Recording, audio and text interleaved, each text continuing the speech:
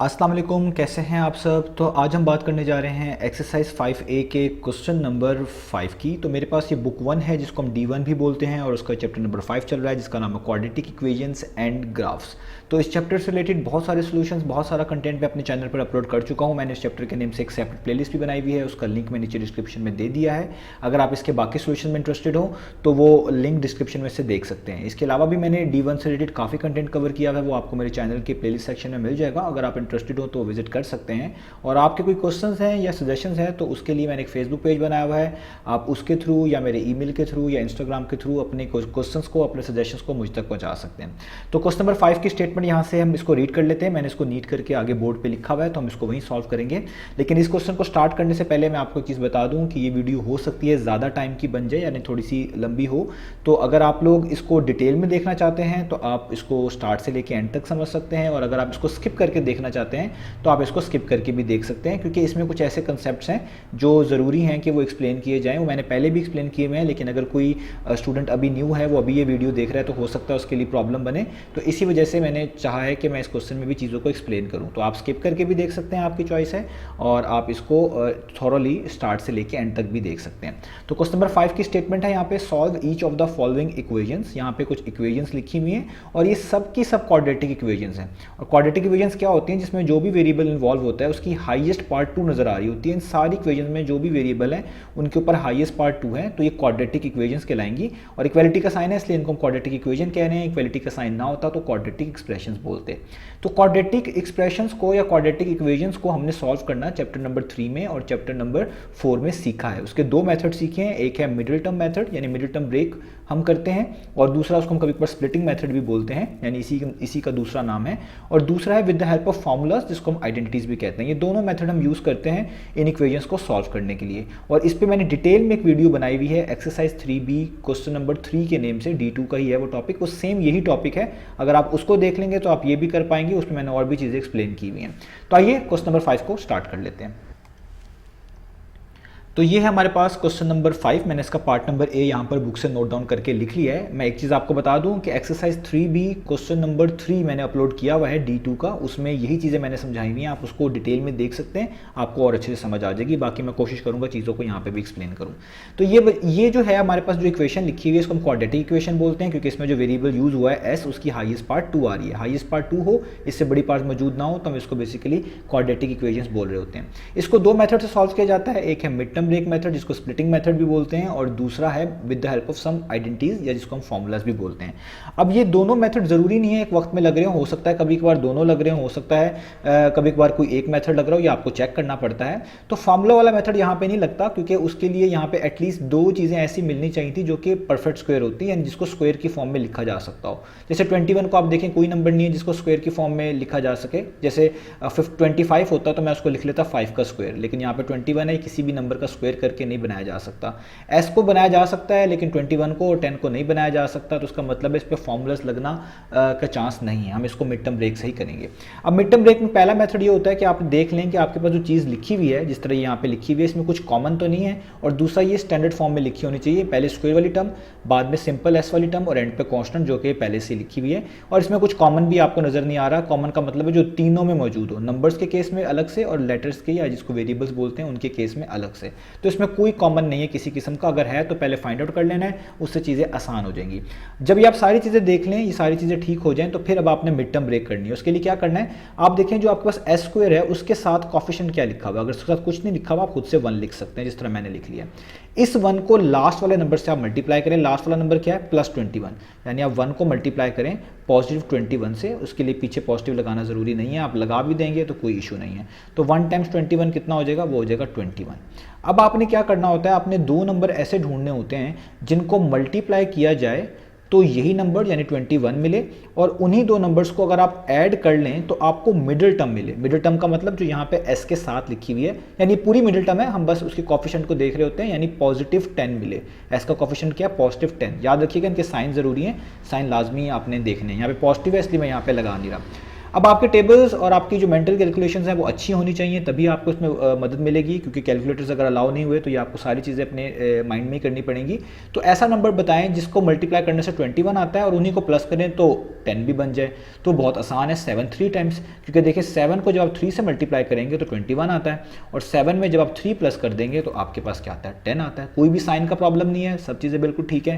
ये दोनों स्टेप जब आपके वेरीफाई हो जाएंगे, आपने इन्हीं नंबर्स को यहाँ पे लिख लेना है। तो मैं देखिए लिख लेता हूँ, मैं यहाँ पे लिखूंगा 1s², या 1 ना भी लिखें कोई इशू नहीं है, प्लस ये वाला साइन मैंने यूज़ किया है इन नंबर्स वाला, ये +7 है तो मैं लिख रहा हूँ +7, उसके साथ ये वाला वेरिएबल लगाना है जो यहाँ पे बीच में लिखा होगा जो कि है s, और आगे अगला नंबर +3 है क्योंकि उसके साथ कोई साइन नहीं है तो +3 है, उसके साथ भी ये वाला वेरिएबल लगाना है s, और लास्ट वाला नंबर वैसे का वैसे लिख देना 21 और = 0 वैसे का वैसे। अब आप देखें आपने इनकी पेयरिंग कर लेनी है, ये फर्स्ट 2 पेयर हो जाएंगे, ये थर्ड और फोर्थ वाले पेयर हो जाएंगे। आप देखिए इन दो में से क्या कॉमन है पहली 2 टर्म में, तो पहली 2 टर्म में पहले में s² लिखा हुआ है, दूसरे में s की पावर कुछ भी नहीं यानी s⁻1 लिखा हुआ है। तो जब भी दो चीज़ों में कुछ इस तरह का कॉमन हो कि वो बेस उनकी सेम हो लेकिन पार्ट्स डिफरेंट हो, तो जो छोटी पावर होगी, छोटा एक्सपोनेंट होगा, उस वाली टर्म को आपने कॉमन के तौर पर बाहर लिख लेना है, यानी आपने लिख लेना है s आ गया कॉमन, इसको हम कहते हैं कॉमन आ जाना। अब जब ये आ जाएगा आपने ब्रैकेट लगानी है, और तो कुछ भी कॉमन नहीं है, 1 और 7 में 1 कॉमन है, वो तो हर केस में कॉमन होता है, उसको यहाँ पे भी लिखने की जरूरत नहीं है। तो s² का मतलब है 2 s हैं, एक s बाहर है तो यहाँ पे कितने बचेंगे, एक ही, तो आप एक s लिख लें यानी s की पावर 1 ऊपर डाल भी सकते हैं, प्लस का साइन। 7 तो देखिए कॉमन आया नहीं है, इसको वैसे का वैसे लिख लें, और ये सेम s मैंने बाहर कॉमन लिख चुका हूँ तो इसलिए इसके साथ कुछ भी लिखने की जरूरत नहीं, और ब्रैकेट क्लोज। आप ऐसे भी कर सकते हैं कि जो चीज़ आपने कॉमन निकाली हुई हो पहली टर्म से डिवाइड करें, जो आंसर आता है यहाँ पे लिख दें, s आएगा। 7s को फिर दूसरी वाली टर्म यानी फिर दोबारा s से डिवाइड करें तो 7 आएगा, तो यहाँ पे लिख दें। दोनों की मीनिंग सेम है, या जिस तरह मैंने भी समझाया वैसे भी आप कर सकते हैं। प्लस का साइन, अब देखिए यहाँ पे s तो दोनों में नहीं आ रहा, लेकिन 3 और 21 में 3 कॉमन है। कॉमन क्यों है, क्योंकि 3 और 21 दोनों सेम टेबल पर आते हैं। अगर दो नंबर सेम टेबल पे आ रहे हो तो उसको हम कॉमन ही बोलते हैं, जिस टेबल पे वो आ रहे होते हैं। तो 3 और 21 दोनों 3 पे आते हैं आपके पास, और याद रखिएगा उस नंबर को कॉमन निकालिएगा जो सबसे बड़ा हो। सबसे छोटे भी आप निकाल सकते हैं लेकिन उससे स्टेप बढ़ जाते हैं, इसलिए मैं आपको कह रहा हूँ नंबर्स के केस में उसी को कॉमन निकालिएगा जो दोनों एक ही टेबल पर आ रहे हो और वो सबसे बड़ा टेबल हो, उससे बड़ा कोई और नंबर ना मिल रहा हो जो इधर वाले नंबर्स को डिवाइड करता हो या उसके टेबल पे एक तरह का आता हो। तो जैसे 3 और 21 दोनों 3 के टेबल पर आते हैं, और इससे कोई बड़ा टेबल नहीं है जो कि इन दोनों नंबर्स को कंटेन करता हो, यानी वो ये दोनों उसके टेबल पे आते हो, तो इसलिए 3 ही को हम यहाँ पे निकालेंगे कॉमन। जब भी आप नंबर कॉमन निकालेंगे तो आपने टेबल पढ़ना होगा। 3 1 टाइम्स 3 होता है, तो आपको यहाँ पे लिखना पड़ेगा s के साथ 1, और मैं लिख लूँ तो भी ठीक है, यूजुअल प्रैक्टिस नहीं है तो मैं नहीं लिख रहा, आप लिख भी सकते हैं। 3 1 टाइम्स 3 और s वैसे का वैसे, क्योंकि s तो कॉमन आया नहीं है। और 3 7 टाइम्स 21, तो यहाँ पे आ जाएगा 7 और यहाँ पे आ जाएगा =0। ठीक है, याद रखिएगा हमने इन इक्वेशंस को सॉल्व करना है, यानी इसमें जो वेरिएबल्स हैं उनकी वैल्यू फाइंड आउट करके दिखानी है, और वेरिएबल जो है s है तो s की वैल्यू फाइंड आउट करनी है। जब आप इस स्टेप तक कर लेंगे तो जो चीज़ सेम होती है उसको एक दफ़ा लिख लें, यानी s+7 आप देखें दोनों में आ रहा है तो इसको एक दफ़ा लिख लें इस तरीके से। इसको भी हम कॉमन निकालने कहते हैं कि हम इन दोनों चीज़ों को एक तरह का बाहर लिख लेते हैं, और जो बच जाता है उसको भी एक दफ़ा लिख लेते हैं, यानी बच क्या गया, ये बाहर s बचा और यहाँ से ये +3 बचा, इसको भी ब्रैकेट में ऐसे लिख लें, s+3 = 0। जब आप यहाँ तक कर लेंगे तो आपका काम आसान हो गया है। ये चीज़ आपने याद रखनी है, जब भी दो चीज़ों का प्रोडक्ट, जिस तरह दोनों चीज़ें मल्टीप्लाई हो रही हैं s+7 और s+3, इन दोनों चीज़ों का प्रोडक्ट जब 0 के इक्वल आता है तो उसका मतलब है या तो पहली चीज़ 0 है या फिर दूसरी चीज़ 0 है, तभी इनका प्रोडक्ट 0 के इक्वल आ रहा है। तो आप इसलिए लिखेंगे कि या तो s+7 0 है और या फिर s+3 0, इनमें से कोई तो 0 है, तभी इनका प्रोडक्ट 0 के इक्वल आ रहा है। अब इनको आप अलग अलग सॉल्व कर लेंगे, ये आपको सॉल्व करने आते होंगे। इक्वेशन है सिंपल, ये +7 है, आपने s की वैल्यू निकालनी है तो इसको सेपरेट करना है, बाकी तमाम चीज़ों को दूसरी तरफ मूव करना है। तो ये 7 प्लस है, ये दूसरी साइड पे मूव करेंगे तो नेगेटिव का हो जाएगा, यानी 0 में से माइनस हो जाएगा, और 0 - 7 कितना होता है, वो होता है -7। ठीक है, एक वैल्यू तो आ गई। इधर भी ऐसे करें, +3 है, इसको भी हम दूसरी साइड पे मूव करेंगे तो ये 0 - 3 हो जाएगा, और 0 - 3 कितना होता है, वो होता है -3। तो ये इसकी दूसरी वैल्यू आ गई। तो आपने सॉल्व कर लिया है, तो आपके पास s की दो वैल्यूज़ आ गई, एक है -7 और एक है 3, जिसको आप ऐसे भी लिख सकते हैं, वैसे तो ऐसा काफ़ी है, आप इसको ऐसे भी लिख सकते हैं। इसका आंसर आया -7 और -3। तो ये हो गया हमारे पास इसका पार्ट नंबर A। अब इसका करते हैं अगला पार्ट। तो यहाँ पे मैंने बी पार्ट लिख लिया है, तो फिर दोबारा ये क्वाड्रेटिक इक्वेशन ही है। आप देखें इसकी ये बिल्कुल स्टैंडर्ड फॉर्म में लिखी हुई है। स्क्वायर वाली टर्म्स पहले हैं, सिंपल वाली टर्म्स बीच में हैं और कांस्टेंट वाली टर्म्स एंड पे हैं। इनमें कॉमन देख लेना, कोई चीज़ कॉमन तो नहीं है। कॉमन निकालने से सवाल आसान हो जाता है, ना भी निकालें तो भी हो जाता है, लेकिन कॉमन निकाल लेने से फ़ायदा होता है, ईजी हो जाता है क्वेश्चन। तो इसलिए मैं आपको कहता हूँ कि कॉमन देख लें। वैसे इसमें कुछ भी कॉमन नहीं आ रहा। कॉमन का मतलब है जो तीनों टर्म्स के अंदर मौजूद हो एक जैसी कोई चीज़। तो यहाँ पे तीनों टर्म्स में कुछ भी ऐसा नहीं है। तो ये दोनों चीज़ सही हो गई, तो अब आप अपनी मिड टर्म ब्रेक शुरू कर सकते हैं। तो देखें टी स्क्वायर के साथ कुछ नहीं लिखा हुआ, तो मैं फिर से दोबारा क्या आपको बताया था, आप उसके साथ 1 लिख लें या ना भी लिखे मान लें। तो 1 को लास्ट वाले नंबर से कांस्टेंट से मल्टीप्लाई करें। कांस्टेंट है पॉजिटिव 63, तो 1 को आप मल्टीप्लाई करें पॉजिटिव 63 से, तो आपको पता है इसका आंसर आएगा 63। और अब आपने वही बात दोबारा रिपीट करूंगा, दो नंबर्स ऐसे ढूंढने हैं जिनको मल्टीप्लाई करके ये वाला ही नंबर 63 आए, और उन्हीं दो नंबर्स को, सेम नंबर्स को अगर आप प्लस करें तो आपको मिडिल टर्म मिले। मिडिल टर्म का मतलब होता है ये जो बीच में लिखी हुई है -16t। हम इस वेरिएबल को थोड़ी देर के लिए छोड़ देते हैं क्योंकि हमने खुद से लगा देना होता है। इस कोफिशिएंट की हम बात किया करेंगे। तो ये है -16, इसके साइन के साथ आपने इसको लिखना है। पॉजिटिव है तो ना लिखें, नेगेटिव है तो ज़ाहिर बात है यहाँ पे नेगेटिव लिखना पड़ेगा। अब आपको ऐसे दो नंबर चाहिए जिनको आप मल्टीप्लाई करें तो आपके पास क्या आए, 63 आए, और उन्हीं दो नंबर्स को अगर आप कहते हैं प्लस करें तो आपके पास क्या आए, -16। अब देखें, आपको पता है कि टेबल्स के अगर आप हवाले से देखें तो 7 9 टाइम्स 63 होता है और 9 7 टाइम्स भी 63 होता है। दोनों में से आप कुछ भी लिख सकते हैं। लेट्स से मैं यहाँ पे लिख लेता हूँ कि भी 9 7 टाइम्स 63 होता है। ये अब आपने ध्यान से समझना है, यहाँ पे साइंस के इश्यूज आएंगे। तो देखिए 9 7 टाइम्स तो 63 होता है। ओके, पहला स्टेप तो ठीक हो गया। क्या इन दोनों नंबर्स को प्लस करके 16 बनता है? तो बिल्कुल बनता है। अगर आप देखें मैं 9 में प्लस करूँ 7 तो मुझे क्या मिलता है, ये मुझे मिलता है 16। लेकिन प्रॉब्लम ये है कि यहाँ पे तो -16 है, तो साइन का तो प्रॉब्लम है, हमें तो -16 चाहिए। तो जब ऐसा प्रॉब्लम आ रहा हो कि आपको नंबर्स तो मिल जाएं, वो आपको बनाकर भी मल्टीप्लाई होकर या प्लस होकर तो वही चीज़ दे रहे हो जो यहाँ पे लिखी हो, लेकिन उनके साइन मैच ना कर रहे हो, तो साइन आपने एडजस्ट करने हैं पहले और फिर आपने उनको दोबारा चेक करना है। तो साइन एडजस्ट किस तरह करेंगे, आप देखें आपके मिडिल टर्म के पीछे कौन सा साइन है। तो देखें यहाँ पे मिडिल टर्म के पीछे नेगेटिव साइन है, तो आपने जो दो नंबर लिखे होंगे इनमें जो सबसे बड़ा नंबर होगा उसके पीछे वही साइन लगा दें, यानी नेगेटिव लगा दें, जो कि यहाँ पे मिड टर्म के पीछे है। तो 7 और 9 में 9 बड़ा, आप इसके पीछे नेगेटिव लगा दें।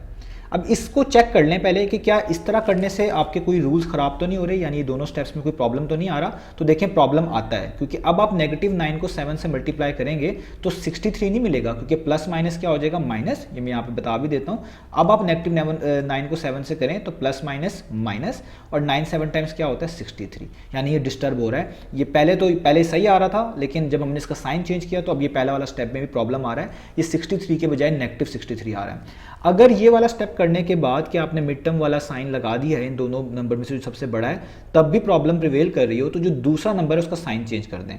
अगर पॉजिटिव है उसको नेगेटिव बना दें, नेगेटिव है तो उसको पॉजिटिव बना दें। तो ये पॉजिटिव है, इसके साथ कोई साइन लगा हुआ, आप इसको नेगेटिव कर दें। और अब देखें चीज़ें वर्कआउट करती हैं या नहीं करती। तो देखें अब चीज़ें वर्कआउट करती हैं, क्योंकि -9 को -7 से मल्टीप्लाई करेंगे तो माइनस माइनस प्लस हो जाएगा, तो 9 7 टाइम्स 63 आएगा प्लस के साथ। और अगर आप -9 में ऐड कर देंगे -7 को तो -16 ही आएगा। मैं यहाँ पे आपको करके भी दिखाता हूँ। -9 में आप ऐड करें -7, तो देखें क्या बनेगा, -9 प्लस माइनस माइनस, तो -7, माइनस माइनस प्लस होता है, 9 + 7 करेंगे 16, साइन बड़ी वैल्यू का यानी 9 का, यानी -16। तो देखें दोनों स्टेप्स ठीक हो गए, यानी आपको जो दो नंबर चाहिए थे वो पहला था -9 और दूसरा था -7। तो इस तरीके से आपने स्टेप बाय स्टेप इनको चेक करना है। तो अब हम यहाँ पे लिख लेते हैं। हम यहाँ पे लिखेंगे t², मुझे इसके साथ 1 लिखने की जरूरत नहीं है, आप लिख भी सकते हैं, आपकी अपनी मर्जी है। आगे पहला नंबर जो कि है -9, उसके साथ ये वाला ही वेरिएबल t, फिर अगला नंबर जो कि -7, क्योंकि -7 था, यहाँ से आप इसको नोट कर सकते हैं इस तरीके से, -7, और यहाँ पे इसके साथ t, और फिर प्लस 63 और इक्वल टू 0। बाकी प्रोसेस फिर से सेम है। पहले दो में देखें क्या कॉमन आ रहा है, इधर t² है, इधर t की पावर 1 है, तो जो छोटी पावर वाला टर्म होती है उसको आप कॉमन ले लें t। तो यहाँ पे t² में से एक t बाहर आ चुका है, एक ही t बचेगा, -9 तो कॉमन था ही नहीं, इसको वैसे ही लिख लें। और ये वाला t पूरा ही बाहर लिखा हुआ है, इसको कॉमन के तौर पर निकाल चुके हैं, तो यहाँ पे ना लिखें। मैंने आपको ये भी बताया कि जो चीज़ कॉमन आ रही है उसको पहले वाली टर्म से भी डिवाइड कर दें, दूसरी वाली टर्म से भी डिवाइड कर दें, जो चीज़ मिलती है वही ब्रैकेट के अंदर लिख दें साइन के साथ, तो वही चीज़ यही बनेगी। आगे -7 और 63 दोनों 7 के टेबल पे आते हैं, सबसे बड़ा नंबर 7 ही है जो इन दोनों को डिवाइड करता है, तो 7 कॉमन आ जाएगा, अंदर टी वैसे ही रहेगा। याद रखें जब भी बाहर माइनस का साइन हो आप इस तरह की ब्रैकेट्स लगा रहे हो, अंदर साइन लाजमी चेंज होता है, तो प्लस माइनस माइनस 7 का टेबल पढ़ेंगे, 7 9 टाइम्स 63 जैसा मैंने बताया, और इक्वल टू 0। याद रखिएगा इस तरह के क्वेश्चंस के अंदर ये दोनों फैक्टर्स सेम आने चाहिए जो यहाँ पे लिखे होते हैं, जिस तरह यहाँ पे t-9 है, ये भी t-9 है, सेम आने चाहिए। तो अब आप जो चीज़ 2 दफ़ा है इसको एक दफ़ा लिख लें, जिस तरह मैंने भी लास्ट क्वेश्चन में बताया t-9, और जो बच जाती है उसको भी एक दफ़ा लिख लें। बच क्या गया, यहाँ पे बाहर t बचा और ये -7 बचा, तो इसको भी आप इस तरह लिख लें t-7 और इक्वल टू 0। ठीक है, तो ये होगी हमारी इसकी फैक्टराइजेशन। देखें ये दो चीज़ों के प्रोडक्ट में बदल गई है, तो ये हम फैक्टराइजेशन की मदद से इसको एक तरह का सॉल्व कर रहे होते हैं। अब ये दोनों का प्रोडक्ट 0 है, जैसा मैंने समझाया था, जब दो चीज़ों का प्रोडक्ट 0 हो इसका मतलब है उन दोनों में से कोई एक 0 है, या तो t-9 0 है या फिर t-7 जो है वो 0 के इक्वल है। यहाँ से t की वैल्यू निकालनी है क्योंकि सॉल्व करना है, तो ये -9 इक्वेशन के दूसरी तरफ मूव करेंगे तो ये 0 + 9 हो जाएगा, और t 0 + 9 होता है 9, और इधर -7 को उधर मूव करेंगे तो ये 0 + 7 हो जाएगा, इसका साइन चेंज हो जाएगा, और यहाँ पे t की वैल्यू क्या आ जाएगी, यहाँ पे आ जाएगी t = 7। तो हमने दोनों आंसर निकाल लिए, एक है 9 और एक है 7। आप इसको कॉमर्स डालकर भी लिख सकते हैं 9,7। तो ये हो गया हमारे पास इसका बी पार्ट। अब हमारे पास आ गया यहाँ पे पार्ट नंबर सी, फिर से क्वाड्रेटिक इक्वेशन है। पहले देख लें इनमें कुछ कॉमन तो नहीं है, ये स्टैंडर्ड फॉर्म में लिखे हुए हैं या नहीं लिखे हुए। तो आप देखें यू स्क्वायर वाली टर्म पहले है, सिंपल यू वाली टर्म बीच में, और कांस्टेंट एंड पे यानी स्टैंडर्ड फॉर्म में लिखे हुए हैं। कॉमन इनमें कुछ भी नहीं है, अगर होता तो निकाल लेते, तो इसका मतलब है आपको डायरेक्ट मिड टर्म ब्रेक ही करनी है, जिस तरह मैंने लास्ट 2 पार्ट्स में बताया है। तो अब आप देखें यू स्क्वायर के साथ कुछ नहीं है, आप 1 कंसीडर कर सकते हैं। यहाँ पे इस 1 को लास्ट वाले नंबर से मल्टीप्लाई करें, वो है -27। तो अब यहाँ पे लिखेंगे 1 टाइम्स -27। तो 1 को जब आप -27 से मल्टीप्लाई करेंगे तो प्लस माइनस 127 टाइम्स होता है 27, यानी -27 आंसर आ गया। अब फिर वही काम करना है कि आपने 2 नंबर्स ऐसे ढूंढने हैं जिनको मल्टीप्लाई करके यही नंबर यानी -27 आता हो, और उन्हीं 2 नंबर्स को अगर आप प्लस करें तो आपको मिडल टर्म मिले जो कि +6u है। आप u को थोड़ी देर के लिए छोड़ दें, जस्ट कोफिशिएंट यूज़ कर लें, वो है +6। यहाँ पे पॉजिटिव लगा दें तो भी ठीक है, ना लगाएं तो भी ठीक है, माइनस होता तो लाजमी लगाएं, उससे कन्फ्यूजन्स होती हैं। तो अब ऐसा कौन सा नंबर है जिसको आप मल्टीप्लाई करें तो वो -27 दे, और उसको प्लस करें तो वो आपको 6 दे। तो देखें 27 आता है 9 के टेबल में या 3 के टेबल में। 3 9 टाइम्स 27 होता है, और 9 3 टाइम्स भी 27 होता है। आप इन दोनों में से कोई भी यूज़ कर सकते हैं, बस वो ये दोनों कंडीशन सेटिस्फाई कर रहे होने चाहिए। तो मैं लिख लेता हूँ लेट से कि 9 3 टाइम्स 27।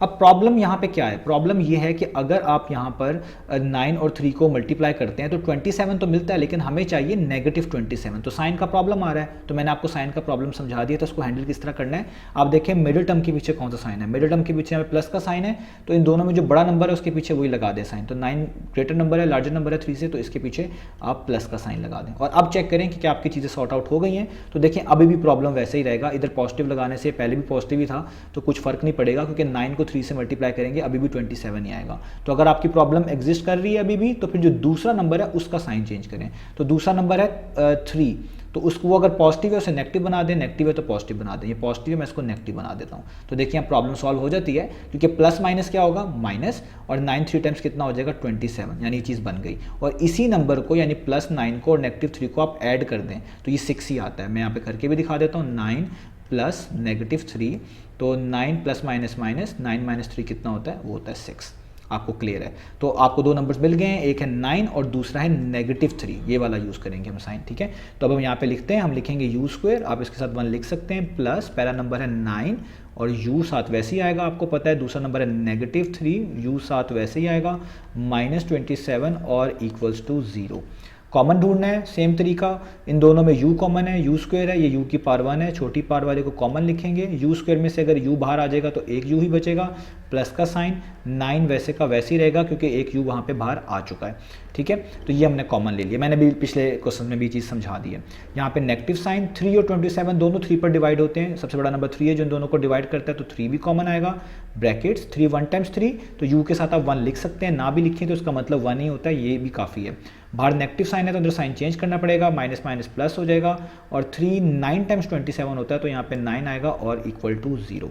अब आप देखें कि यहाँ पे जो है u+9 है, यहाँ पे भी u+9 है, इनको कॉमन निकाल लें, या मैंने आपको समझाया हुआ जो चीज़ सेम होती है इसको एक दफ़ा लिख लें इस तरीके से u+9, और जो चीज़ बचती है उसको भी ब्रैकेट्स में लिख लें। बचती क्या है, बाहर u बचता है और इधर ये -3 बचता है, तो u-3 इस तरह लिख लें और इक्वल टू 0।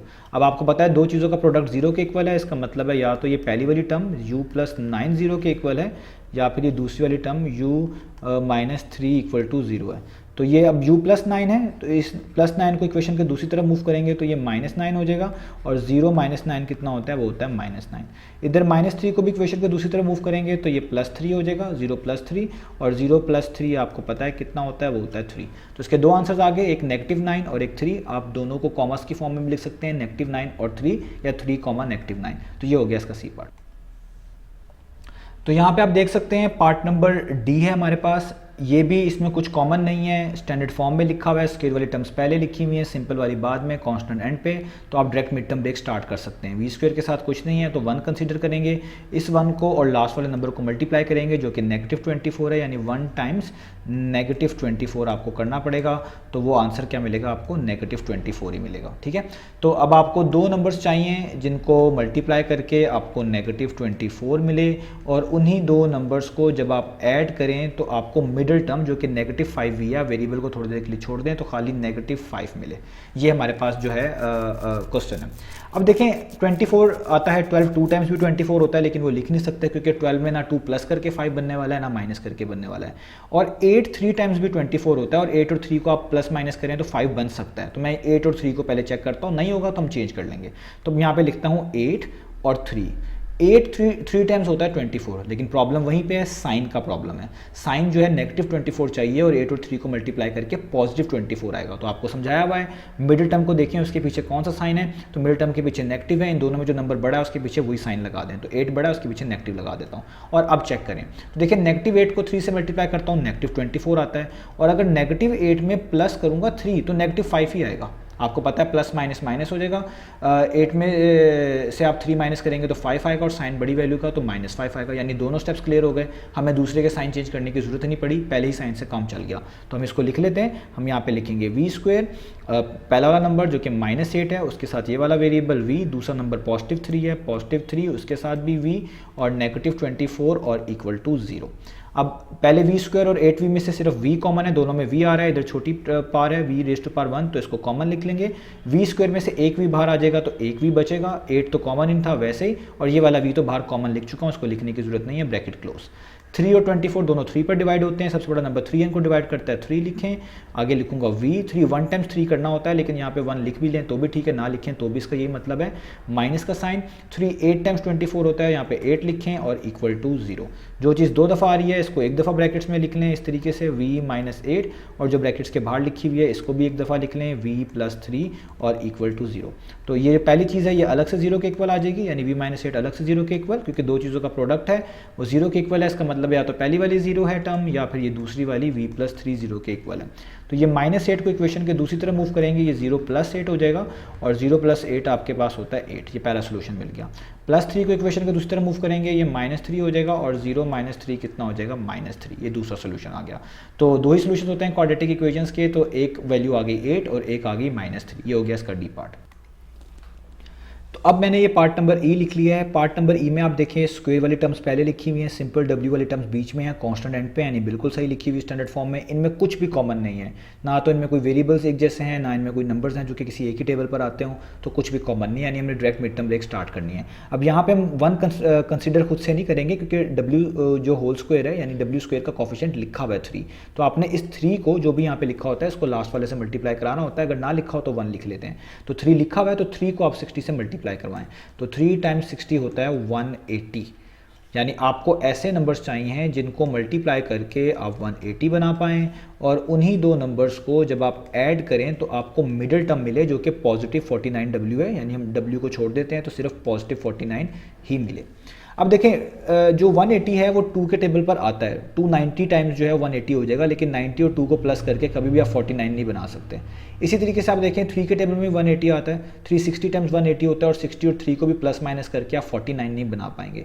और अगर आप 4 को चेक करें तो 4 को 45 से मल्टीप्लाई करने से आपको मिलेगा 180, 445 टाइम्स 180 होता है। ये आपको टेबल्स करने पड़ेंगे और मैनुअल कैलकुलेशंस करनी पड़ेंगी, तब आप चीज़ों में और अच्छे हो जाएंगे टाइमली। तो 45 और 4 को मल्टीप्लाई करें तो 180 आता है, यानी 445 टाइम्स 180। तो मैं पहले 45 लिख लेता हूँ बड़ा नंबर, आप आगे पीछे करके भी लिख सकते हैं, कोई प्रॉब्लम नहीं है। पहले 4 लिख लें, बाद में 45 लिख लें, इससे कोई इशू नहीं बनेगा। आप 180 को जस्ट 4 पे डिवाइड करेंगे, आपको 45 मिल जाएगा। इससे आपको पता चल जाएगा कि 445 टाइम्स 180 होता है। अब आप देखें, इन्हीं दो नंबर को अगर मैं प्लस भी कर दूं, यानी 45 में प्लस 4 करूं तो 49 भी मिलता है। यानी सारी चीज़ें ठीक हैं, कोई साइन का प्रॉब्लम नहीं है, तो आप इसको डायरेक्ट ही लिख सकते हैं। तो हम लिखेंगे 3w², पहला नंबर 45 है, 45 उसके साथ w डालूंगा, अगला नंबर +4 है, उसके साथ भी w डालूंगा, और +60 = 0 डालूंगा। कॉमन लेना है। अब आप देखें 3 और 45 में क्या कॉमन है, और आप देखें 3 के टेबल में तो 3 जाहिर बात आता ही है, 3 1 टाइम्स 3 होता है, और 45 भी 3 के टेबल में आता है, 3 15 टाइम्स 45 होता है। यानी इन नंबर्स में कुछ ना कुछ कॉमन है, और दोनों सेम टेबल 3 पे आते हैं, तो 3 कॉमन है, तो 3 लिख दूंगा।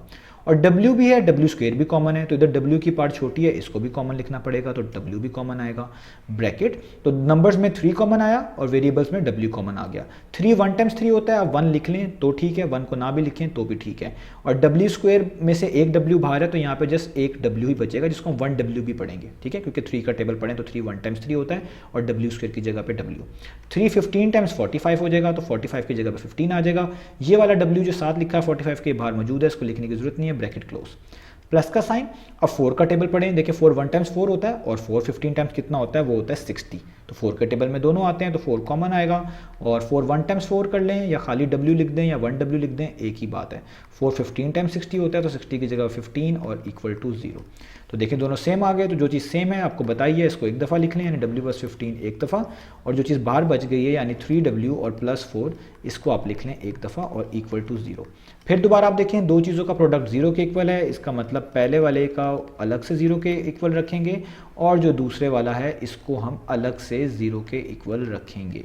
और यहाँ पे +15 इक्वेशन के दूसरी तरफ मूव करेंगे तो ये -15 हो जाएगा, साइन चेंज हो जाएगा, और 0 - 15 कितना होता है, वो होता है -15। एक आंसर आ गया। इधर आपने w की वैल्यू निकालनी है, तो पहले +4 को उधर मूव करेंगे, ये वहाँ जाके 0 में से सब्ट्रैक्ट हो जाएगा, यानी 0 - 4 हो जाएगा, और 0 - 4 आपको पता है -4 होता है, और यहाँ पे 3 मल्टीप्लाई हो रहा है w से। जब इसको आप इक्वेशन के दूसरी तरफ मूव करेंगे तो ये डिवाइड हो जाएगा, यानी -4/3 आ जाएगा, जिसको आप मिक्स फॉर्म में भी लिख सकते हैं। कैसे? नीचे वाला वैसे 3 1 टाइम्स 3, और 3 में 1 प्लस करने से ये ऊपर वाला नंबर यानी 4 बनता है, वो ऊपर 1 लिख दें, और साइन वैसे का वैसे। तो ये भी इसका आंसर लिखा जा सकता है। 4 को आप 3 पे डिवाइड कर लेंगे तो पॉइंट्स में आंसर आता है 1.33, वो भी आप लिख सकते हैं। ये सारी आपकी अपनी चॉइस है। तो ये हो गया हमारे पास इसका पार्ट नंबर ई। तो ये हमारे पास पार्ट नंबर F। तो पार्ट नंबर F में देखें, x के वाले टर्म्स पहले हैं, x वाले टर्म्स बीच में हैं, और कॉन्स्टेंट वाले टर्म्स एंड पे हैं, यानी इनकी अरेंजमेंट बिल्कुल ठीक है, स्टैंडर्ड फॉर्म में है, कोई चीज़ कॉमन नहीं आती, तो आपको डायरेक्ट मिड टर्म ब्रेक करनी है। तो x² का जो कॉफिशिएंट है इस बार 6 है, वो लिखा हुआ पहले से ही, तो 6 को आपने लास्ट वाले नंबर +20 से मल्टीप्लाई करवाना है। तो जब आप 6 को 20 से मल्टीप्लाई कराते हैं तो आता है 120। अब आपको ऐसे दो नंबर्स चाहिए जिसको मल्टीप्लाई करा के 120 मिले, और वही दो नंबर्स आपको ऐड करवाने के बाद मिडिल टर्म दें, जो कि यहाँ पे -29x है, तो सिर्फ खाली उसका कॉफिशिएंट लिखेंगे जो कि है -29। अब मैं चीज़ें बता चुका हूँ, मुझे डिटेल में जाने की ज़रूरत नहीं है, मैंने आपको एटलीस्ट जो है इसके ऊपर वाले 4 पार्ट्स एक हर चीज़ एक्सप्लेन करके समझा दी हैं, तो मैं यहाँ पे चीज़ें डायरेक्ट लिखूंगा।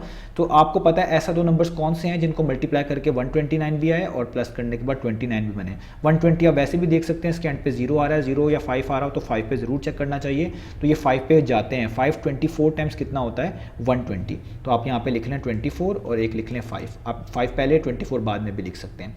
अब प्रॉब्लम बस ये है कि 24 5 टाइम्स तो 120 होता है, लेकिन अगर 24 में +5 करूँ तो वो 29 आता तो है, लेकिन साइन उसका पॉजिटिव होता है। साइन क्या होता है, पॉजिटिव, लेकिन हमें क्या चाहिए, नेगेटिव। तो इसके लिए आपको साइन एडजस्ट करने पड़ेंगे, और वो मैं समझा चुका हूँ। आप देखें मिड टर्म के पीछे कौन सा साइन है, यहाँ पे मिड टर्म के पीछे नेगेटिव साइन है।